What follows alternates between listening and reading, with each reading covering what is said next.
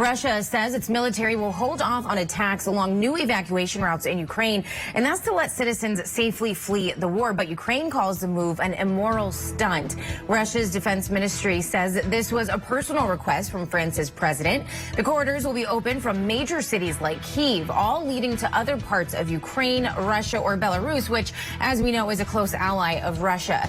A similar agreement broke down last week as the two sides accused one another of failing to stop attacks. Now, meanwhile, negotiators from the two countries plan to meet again today for a third round of talks. Now, despite the negotiations and attempted ceasefires, Russia's offensive has continued. One defense official told Reuters that Russia has launched about 600 missiles since starting the invasion, and 95% of Russian forces that surrounded Ukraine before the war are now inside the country. But as those forces approach cities like Kyiv and Kharkiv, they're meeting, quote, strong Ukrainian resistance.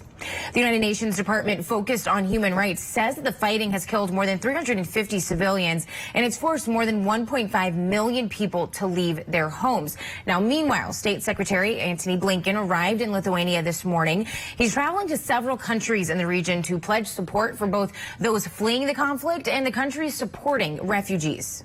The United States is committed to doing anything we can, first of all, to support the countries that are bearing the immediate burden of taking in Ukrainians. And then, as appropriate, if people seek refugee status in the United States, of course, we will look at that and I'm sure act on that. So Russia says the invasion is meant to protect Russian speakers living in eastern Ukraine from genocide. But Ukraine says those claims of genocide are not true.